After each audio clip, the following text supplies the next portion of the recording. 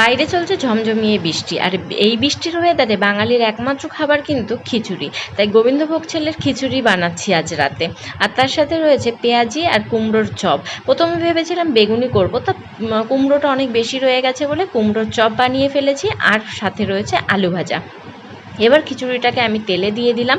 অন্যদিকে তোমাদের দাদার আর ছেলের এত খিদে পেয়ে গেছে যে ওরা ডাইনিং টেবিলে এসে বসে ওয়েট করছে। তো শেষমেশ আমার খিচুড়ি কমপ্লিট হয়ে গেছে, তার সাথে ভাজাও আমার ভাজা কমপ্লিট হয়ে গেছে।